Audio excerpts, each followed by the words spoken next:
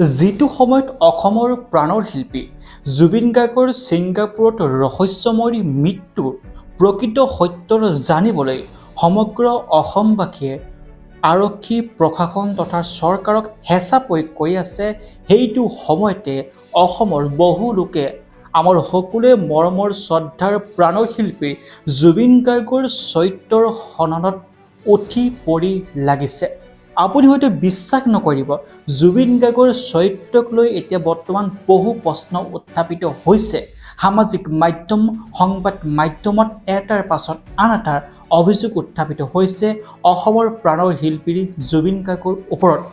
অসমৰ সংবাদ মাধ্যমত প্ৰকাশ পোৱাৰ তথ্য অনুসৰি অমৃতপ্ৰভা মহন্তই SIT তথা CID আগত জুবিন গাৰ্গৰ চৰিত্ৰক লৈও বহু প্ৰশ্ন উত্থাপন তথা অভিযোগ উত্থাপন কৰিছে বুলি তেওঁলোকে বাতৰি প্ৰকাশ কৰিছে।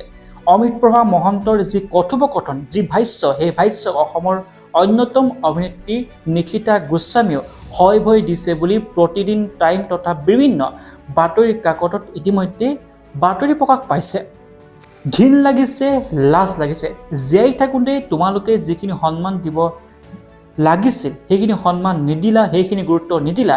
মৃত্যুৰ পাছতো এজন মানুহৰ চৰিত্ৰত ধৰি কথা ক'বলৈ বা চৰিত্ৰ হনন কৰিবলৈ ক'ত অধিকাৰ পালে? যিবোৰ কথা আমি আজি আলোচনা কৰিব নালাগিছিল সেইখিনি কথাই আজি আমি আলোচনা কৰিবলগীয়া হৈছে। যিটো সময়ত অসমৰ প্ৰাণৰ শিল্পী জুবিন গাৰ্গৰ ন্যায় হকে আমি মাত মাতি আছোঁ, এই ক্ষেত্ৰত মাত মতাৰ কোনো প্ৰয়োজনে নাছিল। জুবিন দাৰ ন্যায় লগে লগে হ'ব লাগিছিল, কিন্তু সমগ্ৰ অসমবাসী আজি জুবিন দাৰ ন্যায়ৰ বাবে মাত মাতি আছে। কিন্তু কিছুমান লোকে জুবিন দাৰ চৰিত্ৰত ধৰি এতিয়া কথা কৈছে। এতিয়া তাৰ লগত গান গোৱা ছোৱালীখিনিয়ে যে জুবিন গাৰ্গৰ মানে চৰিত্ৰ বদনাম গাই আছে, তই কিবা তাৰ চৰিত্ৰ বেয়া পাইছিল নেকি? মই সেইটোৱে আচৰিত পাইছোঁ। যোনজন মানুহে প্ৰগ্ৰেম কৰি থাকোঁতে মোৰ কাষত, আমাৰ কাষত যদি কোনোবা এজন বেলেগ ব্যক্তি বহে আমাৰ বেণ্ড মেম্বাৰৰ বাহিৰে, সেই দাদাই সেই মানুহজনক উঠাই দিয়ে লগত। তো মানে আমাক ইমানে মাইকী মানুহক সন্মান কিমানকণ দিব লাগে সেইটো তেওঁ আপুনিও লগ পাইছে, সেইটো কথা জানে। তেওঁ কিমান এজন মানে মাইকী মানুহক সন্মান কৰা বা তেওঁ তই যে আছিলি, তই কাহানি বা তাৰ চৰিত্ৰ বেয়া পাইছিল নেকি সেইটো সুধিছোঁ মই। নাই, এই কথাটো ইতিমধ্যে শতাব্দীয়ে কোনো দিনাখন পোৱা নাই, মই কোনো দিনাখন পোৱা নাই। দাদা একেবাৰে তেনেকুৱা নহয়। আৰু ইছ্যুটো এতিয়া আচলতে ওলোৱাটোৱে ভুল, কাৰণ আমি সেইটো ইছ্যুৰ ওপৰত কথাই পাতি থকা নাই। গান কৰিছিল, কণ্ঠদান কৰিছিল, আৰু তেখেতে নিজেই কৈছে যে জুবিন দাৰ নিচিনা এজন ভাল স্বভাৱ চৰিত্ৰ মানুহ হয়তো এইখন পৃথিৱীতে নাই। যেতিয়া আমি ষ্টেজ প্ৰগ্ৰেম কৰিবলৈ যাওঁ, যদিহে আমাৰ কাষলৈ আমাৰ টিম মেম্বাৰ বাহিৰে কোনোবা এজন ব্যক্তি আহে, তেওঁলোকক সেই সহশিল্পীসকলৰ পৰা আঁতৰি আহিবলৈ কৈ আৰু জুবিন দাই নিজেই থিয় দিয়ে। নিজৰ ককাইক হিচাপে, নিজৰ দেউতাক হিচাপে প্ৰত্যেক দিনে সহশিল্পীসকলক সন্মান কৰে, শ্ৰদ্ধা কৰে, প্ৰত্যেকটো মুহূৰ্ততে ৰক্ষণাবেক্ষণ দিয়ে। কিন্তু নিজৰ দুখ লুকুৱাব কিয় অমৃতপ্ৰভা মহন্তই বা বিভিন্ন সামাজিক মাধ্যম, বিভিন্ন লোকে কিয় জুবিন দাৰ দৰে এজন ব্যক্তিৰ চৰিত্ৰত ধৰি কথা ক'বলৈ সাহস পালে? সঁচাকৈ আজি আমি নিজকে অসমীয়া হিচাপে লাজ পাইছোঁ। অসমীয়া হিচাপে আমি নিজকে আজি ঘৃণ কৰিছোঁ। জুবিন দাৰ যিজন মানুহ কোনো জাতি নাই, কোনো ধৰ্ম নাই বুলি নিজে কৈ সকলো জাতি, ধৰ্ম, ধনী, দুখীয়া সকলো লগতে একত্ৰিত হৈ মকামিলা হৈ আছিল, সেইজন ব্যক্তিৰ চৰিত্ৰত দাগ লাগিবলৈ আমি মৃত্যুৰ পাছতো আমি কেতিয়াও নিদিওঁ।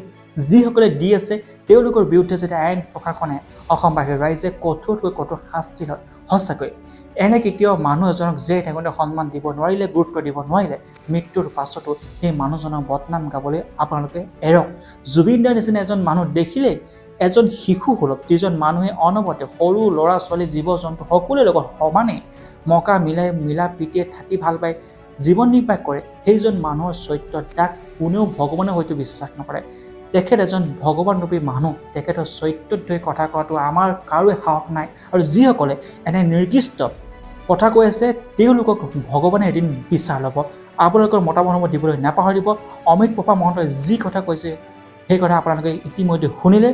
কিন্তু এই সকলো অভিযোগ নস্যাৎ কৰি জুবিন দাৰ চৰিত্ৰত ধৰি কথা কোৱাৰ সকলক এতিয়া শতাব্দী বৰাৰ যি তেখেতৰ সহশিল্পী আছিলে, তেখেতে সকলোখিনি কথা স্পষ্টকৈ কৈছে যে কি প্ৰকৃততে কেনেধৰণৰ স্বভাৱৰ মানুহ আছিল জুবিন দা। এই ভিডিঅ'টো যিমান পাৰি সিমান সকলোলৈকে শ্বেয়াৰ কৰি দিয়ক। ধন্যবাদ। জয় অসম।